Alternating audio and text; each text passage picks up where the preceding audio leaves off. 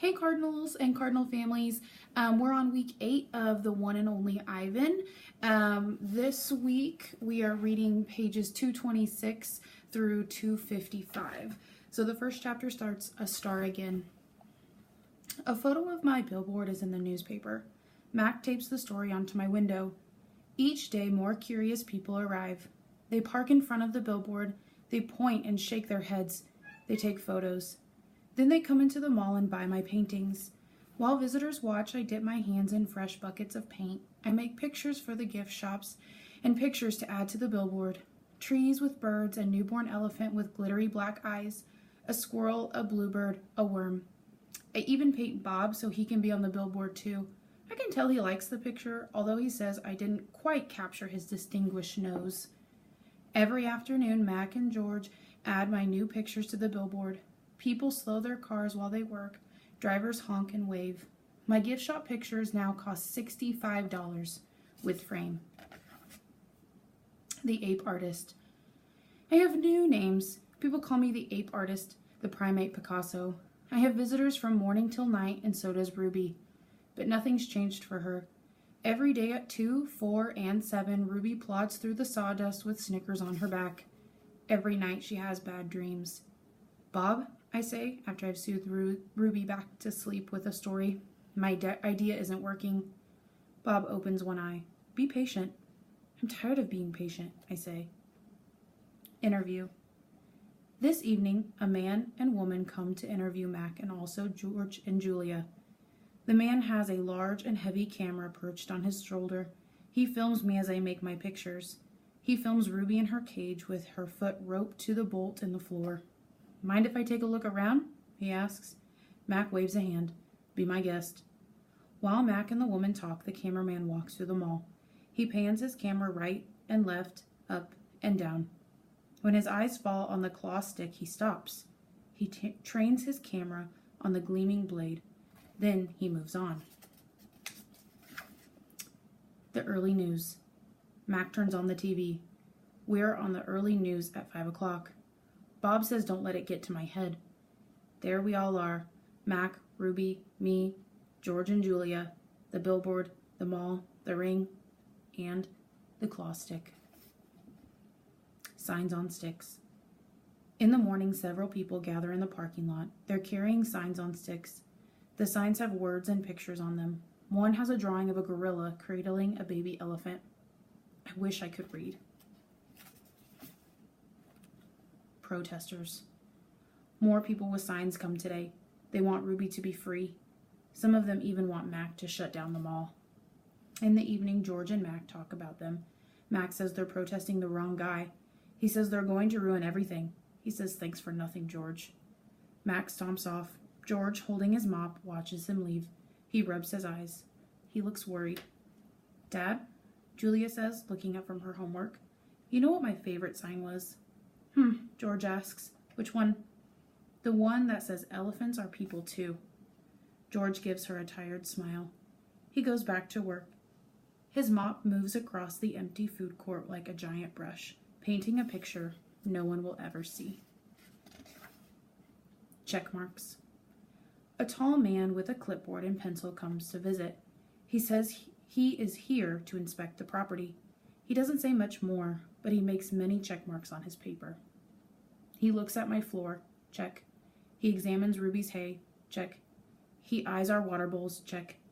Mac watches him scowling. Bob is outside, hiding near a dumpster. He does not want to be a check mark. Free Ruby. Every day there are more protesters and cameras with bright lights. Sometimes the people carrying signs shout, Free Ruby! Free Ruby! Ivan? Ruby asks.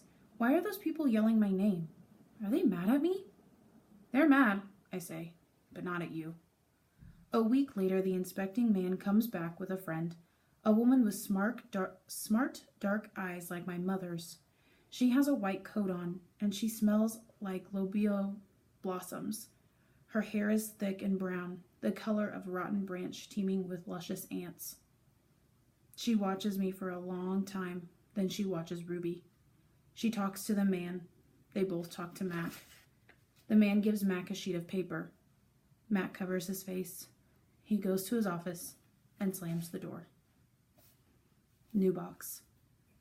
Something strange is happening. The white-coated woman is back with other animals. They place a large box in the center of the ring. It's Ruby-sized.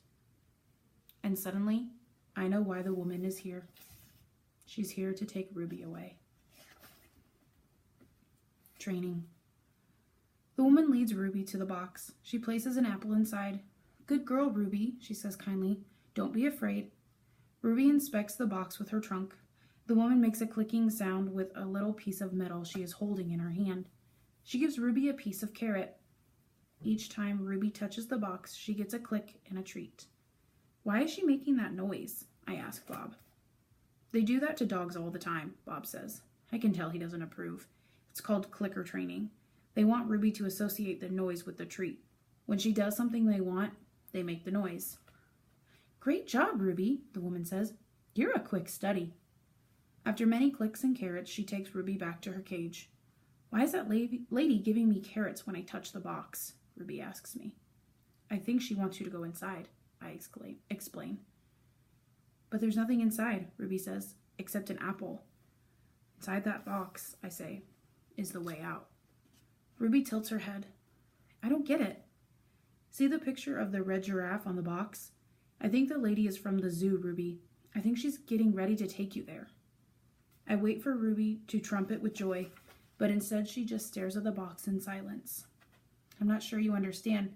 That box might be taking you to a place where there are other elephants," I say. "A place with more room and humans who care about you." But even as I say these words, I remember with a shudder the last time I was in a box. "I don't want a zoo," Ruby says. "I want you and Bob and Julia. This is my home." "No, Ruby," I say. "This is your prison." Poking and prodding. The lady comes again. She brings an animal doctor with an awful smell in a dangerous-looking bag. He spends an hour with Ruby poking and prodding. He looks at her eyes, her feet, her trunk. When he's done with Ruby, he enters my cage. I wish I could hide under Not Tag like Bob. Instead, I do a nice, loud chest beat, and after a moment, the doctor retreats. "We're going to need to put this one under," he says. I'm not quite sure what he means, but I strut around my cage feeling victorious anyway. No painting. No one asked me to paint today. No one asks Ruby to perform. There are no shows, no visitors, unless you count the protesters. Max stays in his office all day. More boxes. I wake up from a long morning nap. Bob is on my belly, but he isn't sleeping. He's watching the ring where 4 men are placing a large metal box. It's me-sized. "What's that?" I ask, still blurry from sleep. Bob nuzzles my chin. "I believe that box is for you, my friend." Not sure what he means. "Me?" "They brought in a bunch of boxes while you were sleeping. Looks to me like they're taking the whole lot of you," he says, casually licking a paw. "Even Thelma." "Taking?" I repeat. "Taking us where?" "Well, some to the zoo, probably. Others to an animal shelter where humans will try to find them homes." Bob shakes himself. "So, I guess all good things must come to an end, huh?" His voice is bright, but his eyes are far away and sad. "I'm going to miss your stomach, big guy." Bob shuts his eyes. He makes an odd noise in his throat.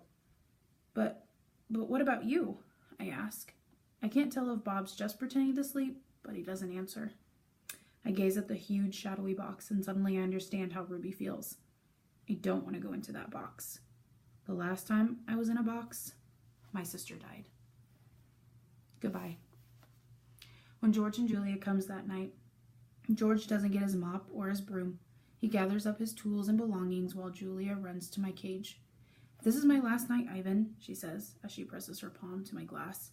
"Mac fired my dad." Tears slip down her cheeks. "But the zoo lady said maybe they'll have an opening there in a while, cleaning cages and stuff." I walk to the glass that separates us. Put my hand where Julia's is, palm to palm, finger to finger. My hand is bigger, but they're not so very different. "I'm going to miss you," Julia says, "and Ruby and Bob, but this is a good thing. Really, it is. You deserve a different life." I stare into her dark eyes, and I wish I had words for her. Sniffling, she goes to Ruby's cage. "Have a good life, Ruby," she says. Ruby makes a little rumbling sound. She puts her trunk between the bars and touches Julia's shoulder. Where's Bob anyway? Julia asks. She looks around under tables in my cage by the trash can. Dad, she calls, have you seen Bob? Bob? Nope, George says. Julia's brow wrinkles. What's going to happen to him, Dad? What if Max shuts down the whole mall?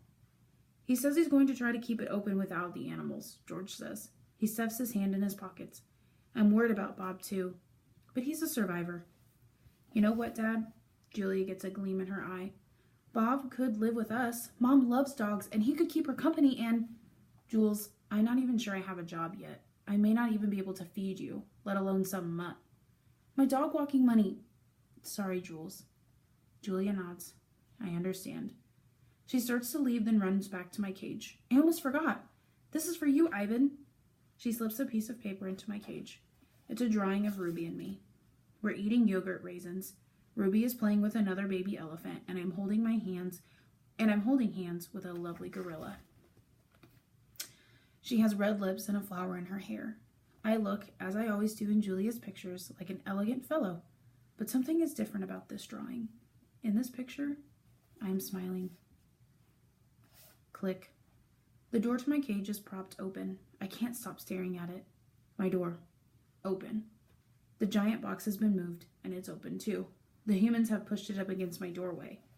If I walk through my door, I enter their box. The zoo lady, whose name is Maya, is here again. Click. Yogurt raisin. Click. Tiny marshmallow. Click. Ripe papaya. Click. Apple slice. Hour after hour. Click after click. I look over at Ruby. She waits to see what I will do. I touch the box. I sniff the dark interior where a ripe mango awaits. Click, click, click. I have to do it. Ruby is watching me from between the bars of her cage. And this box is the way out. I step inside. An idea. After I leave the box and step back into my cage, I get an idea. A good one. I tell Bob he can sneak into my box with me and live at the zoo. Have you forgotten? I'm a wild beast, Ivan, he says, sniffing the floor for crumbs. I am untamed, undaunted. Bob samples a piece of celery and spits it out. Besides, they'd notice. Humans are dumb, but they're not that dumb. Respect. Ivan, Ruby says, do you think the other elephants will like me? I think they'll love you, Ruby. You'll be part of their family. Do you think the other gorillas will like you? Ruby asks. I'm a silverback, Ruby, a leader. I pull back my shoulders and hold my head up. They don't have to like me. They have to respect me. Even as I tell her this, I wonder if I can ever command their respect. I haven't had much practice at being a real gorilla, much less a silverback. Do you think the other elephants will know any jokes?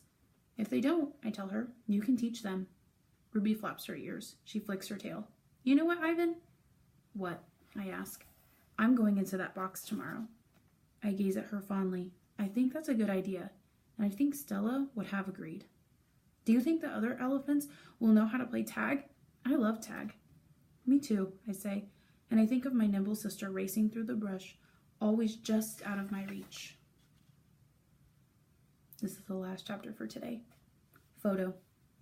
Late at night, Mac opens my cage. The full moon falls on his sagging shoulders.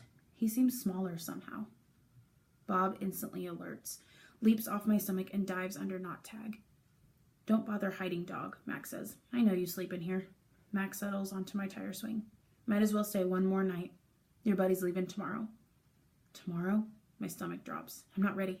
I need more time. I haven't said my goodbyes. I haven't thought this through. Mac pulls a small photo out of his shirt pocket. It's me when I was young. Mac and I are in the front seat of his convertible. I'm wearing a baseball cap and eating an ice cream cone. I was a handsome lad, but I have to admit I look ridiculous. Nothing like a real gorilla. We had some laughs, didn't we, Guy? Mac says. Remember when we went on the roller coaster? Or that time I tried to teach you to play basketball? Mac shakes his head, chuckling. You had a lousy jump shot. He stands, sighs, looks around. He puts the photo back in his pocket. Going to miss you, Ivan, he says. And then he leaves. He doesn't look back. And that's the end of the reading for today. I hope you enjoyed this section. I think so far this has been my favorite section. I'm excited to see what happens next with Ruby and Ivan. Thanks for listening.